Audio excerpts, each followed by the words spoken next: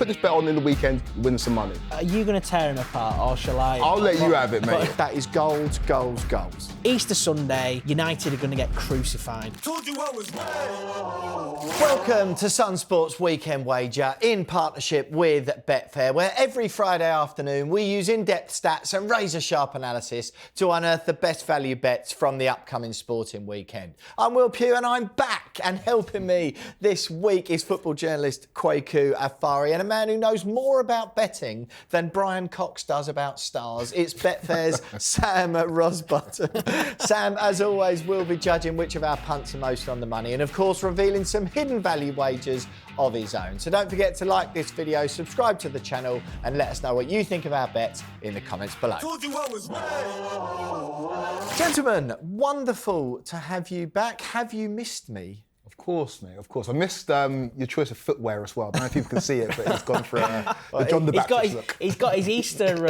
kicks on, hasn't he? That's what it is. Exactly. Easter coming up, so I've got my Moses sandals on, seems to be the thought. So I understand you had the audacity to have a week off last week, and in your absence and mine, Sam, just one winner. Thank God, though.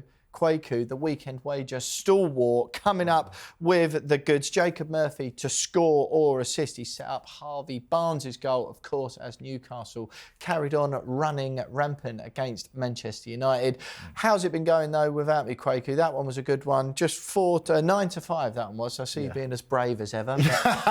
Well, the thing about Jacob Murphy is that despite Newcastle needing the right winger, he's filled in that slot, and behind Mo Salah, he's got the most assists in the Premier League. So that was cash money. That was easy. Exactly that. Well, we'll have loads more of that this week. And as always, if you're having a bet this weekend, please play responsibly and take time to think. Visit BeGambleAware.org. Told you I was right. Right, gentlemen, as we mentioned, Manchester United absolutely humbled at Newcastle last weekend, but we focus on the Red Devils once again. Obviously, that Europa League game against Lyon last night, back to Premier League action. They host Wolves. We like Wolves on this show. I don't know what it is, but we always seem to cover... You love Strand Larson. I do love Strand Larson, yeah. I don't think he's ever come up with the goods for me, but I've got a thing for him. Obviously, he scored against West Ham while I was away, so I missed out on that one. But Wolves in 16th, Man United v 14th. As far as the league goes, really nothing to play for here, but an interesting game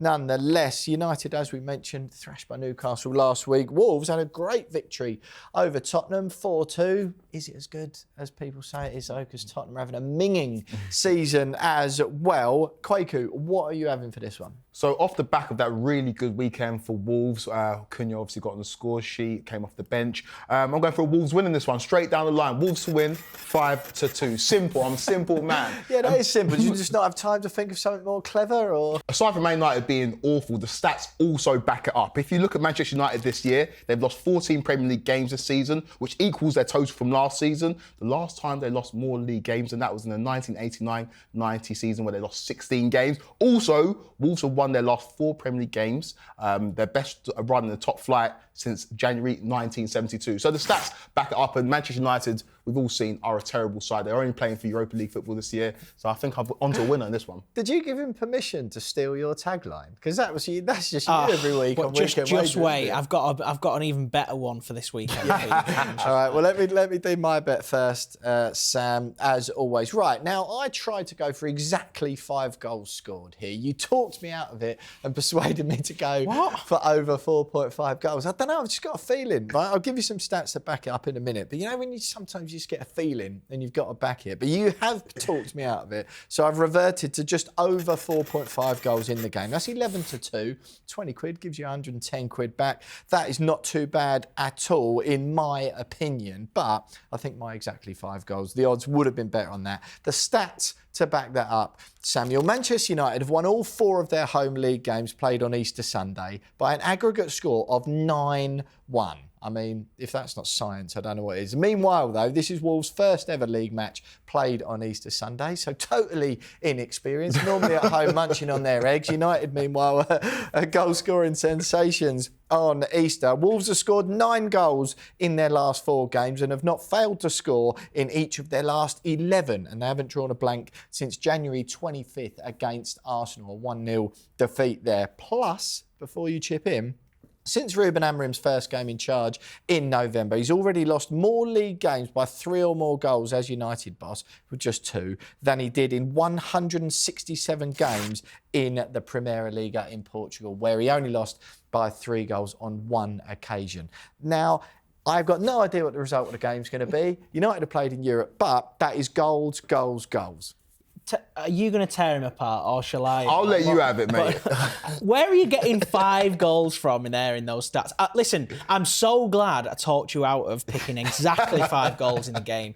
Look, if we back over 4.5, that means if there are 5 or more, then great. If there are 6, if there are 6, you're not going to be disappointed, though, are you? That's the thing. If you're backing overs on the goals and there's more than 5, you're not going to be disappointed, and you're going to say, you know what, Sam, you were absolutely right to talk me out of backing exactly 5 goals in the game. But look, I do hope it's 3-3 now.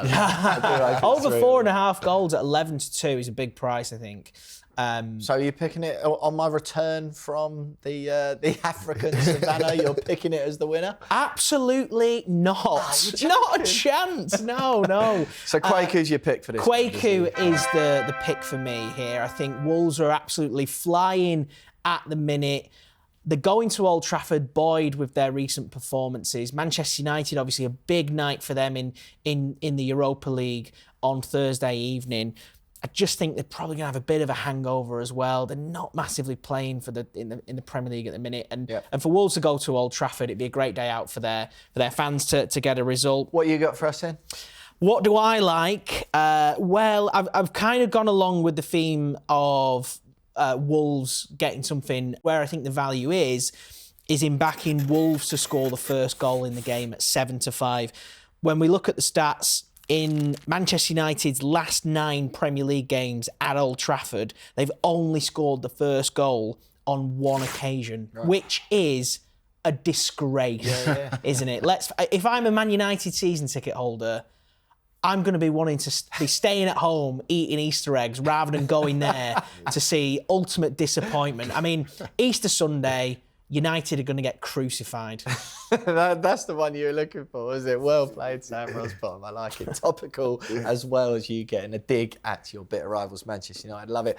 And I do like that bet, Sam, because earlier in the year, probably one of the ones you've impressed me with most this season. I think when you might remember this, Kwaku, when Man United played Everton, I think at Goodison Park, you sort of brought up the stats then that United had failed to win a first half of a game in about 7,000 years or whatever it was. And sure enough, Everton, I think 2-0 up maybe, or at least 2-1 up at half-time of that game. I'd backed Everton to win. Naturally, United come back and drew in the second half, didn't they? But yeah, I don't mind that one at all, Sam. Look, as always, if you're having a bet this weekend, please play responsibly and take time to think. Visit BigGambleAware.org. Told you I was right. Right, gentlemen, we go to the end of the table where these games actually matter this weekend. The battle for Europe, and this one promises to be an absolutely thrilling encounter. Aston Villa in 7th play Newcastle in 4th at Villa Park Saturday night, 5:30 p.m. kickoff. Villa, unfortunately, crashed out of the Champions League, didn't have the hands of PSG. A valiant effort with that 3-2 win, but 5-4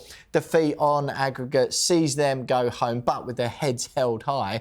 But focus back on the Premier League for them, no doubt. And Newcastle going great guns, already a brilliant season with the Carabao Cup victory, but all to play for here in the league. Villa, as we mentioned, beat Southampton 3-0 away last Saturday before the PSG game. Newcastle had a 5-0 thrashing of Palace at home this week. And obviously we've covered the Manchester United victory already. Both teams going well in the Prem. Villa sort of stuttering a little bit. Their focus understandably elsewhere. But it won't be any more, Kwaku, will it? What have you got? So I've gone, despite the fact that Newcastle are the most informed team in the Premier League. Yeah, in the world. In the world. Yeah. I've gone for an Aston Villa win and both teams to score. If you just want a Villa win in this one, it's 5-4. Both teams to score 1-2. But I'm putting them together in a cheeky little bet builder. That's 3-1, Villa to win, both teams to score. And I know, like I said, Newcastle are very, very good, but the stats also back up as always. Well, hang on a minute. Okay, See, he's getting progressively braver. He went for a win first, an outright win. Now he's added both teams to scoring. Look at you digging into all the different markets it's available. Look at this guy. Come back from holiday with a different attitude. Anyway, here's the stats. Give me some stats. Since keeping 5 consecutive clean sheets at Villa Park in March and April 2023, Aston Villa have only kept 6 clean sheets in the last 37 on home soil. And since losing their first home match of the season against Arsenal, Aston Villa are unbeaten at Villa Park in the league, winning 8, drawing 7. If you would have put this bet on midweek, you would have won some money. Put this bet on in the weekend, you're winning some money. There we go. That's, to be fair, that's not too bad, that theory, is it? So I prefer that to your first bet, to be honest, just because it's a bit more adventurous. But it's really impossible to call result-wise, in my opinion. I fancy Newcastle still. I just think the emotional toll of the Champions League for Villa, and Newcastle just in such a groove that result-wise, if I had to pick, I would pick Newcastle. But one thing I do like is Marcus Rashford to score or assist at 5-4. Now, he hasn't been headline-grabbingly good, has he, since his move from Old Trafford, which I think most Aston Villa fans, particularly with the percentage of his wages that they're paying, would have hoped for. But these stats, right, show that he's been progressively better. Per 90 minutes in the Premier League this season, Marcus Rashford is having more touches at 54, shots at 3.8, creating more chances at 2.8, and attempting more dribbles at 5 per 90 minutes for Aston Villa than he did at Manchester United. I just fancy that will show up again this week, and he'll actually convert that into a goal contribution one way or the other. Samuel, are you finally going to give me the best bet of the round, or are you going with the 2-0 for Kwaku? I'm going to be honest with you both. I'm not hugely convinced with any of them, to be completely fair. I think Newcastle are on an incredible run of form. I wouldn't want to back against them in this one. They've won their last 6 games in all competitions. They do concede, though. But they've scored something like 12 goals in their last 3 games, so they're absolutely flying as well. They might win 5-1, but Rashford gets the consolation. That's what I'm saying. So, just because of that, I'm going to side with you on this one. Sure. Equally, Rashford is showing us that there is that talent there. There is a player in there. I mean, he is putting himself in the shop window, isn't he? So, will he score or assist in this one? I don't think that's a bad bet, to be completely honest with you. The only concern I would have around that is if he's going to start or not. Yeah, but true. even if he comes on, I think he'd still have a fairly good shot at that one. Something I like, now Kwaku, don't get mad, but I'm going to copy your winning bet from last week, which is Jacob Murphy to score or assist. At 13-5, this is ridiculous value for me because he's had a hand in 13 goals in his last 17 away Premier League appearances for Newcastle, scoring 4. Unbelievable. He's got 9 assists. He's got 3 assists in 7 games against Aston Villa. He scored midweek. Obviously, score or assist landed at the weekend. So he's on a great run of form for this bet. And I think our traders have got this one wrong at 13-5 for him to score or assist. I think that's great value. Yeah, it's great to be back, Sam. Go on, Kwaku. Also, it's an indictment of what they think of Manchester United. Because my odds last week were only 9-5, so the fact it's 13-5 this week tells you that they don't think much of Man United. No, quite. And you're not bothered about Sam copying your bet? He can copy my homework if he wants to win.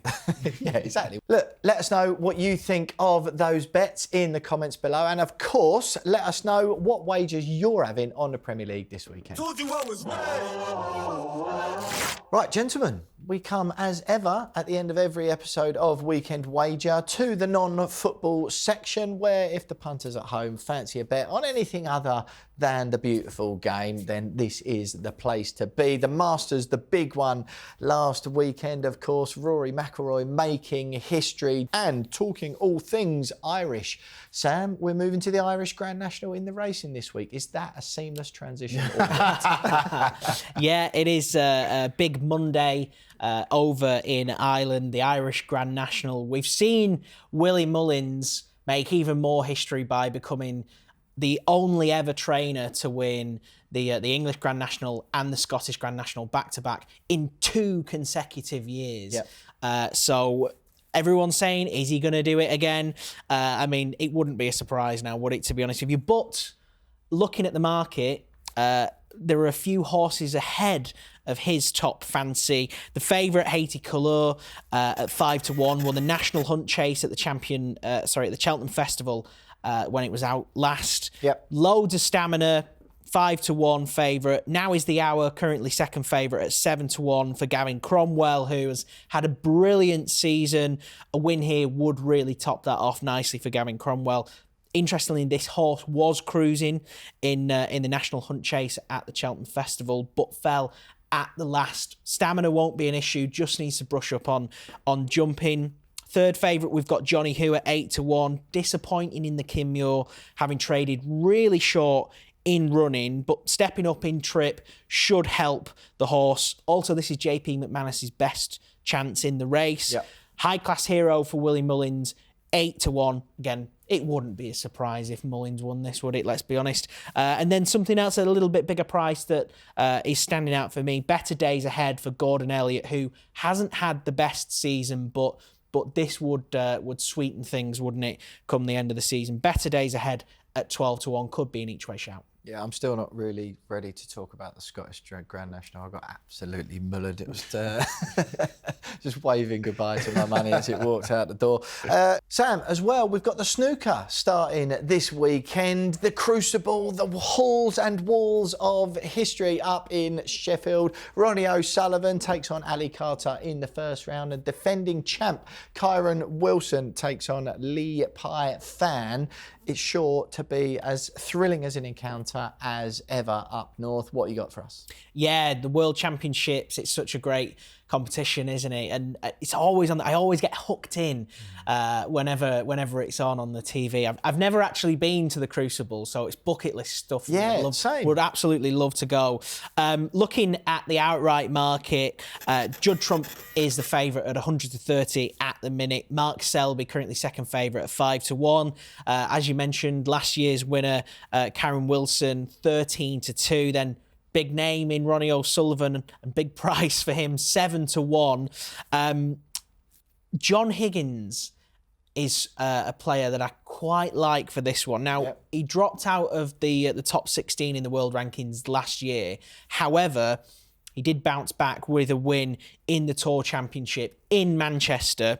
12-1 could be a nice each way bet as well on this one. Each way, half the odds, 2 places. So could be a bit of interest there. Told you I was right. Nothing quite like it, is there? Thanks very much, Kwaku and Sam. That is it for this week's episode of Sun Sports Weekend Wager in partnership with Betfair. Make sure you give this video a like. Let us know what you think of our bets in the comments, and subscribe to Sun Sports YouTube channel to make sure you never miss an episode. Follow Sun Sport and Sun Football on socials for all your latest clips and news, and we'll see you back here next week. As always, if you're having a bet this weekend, please play responsibly and take time to think. Visit begambleaware.org.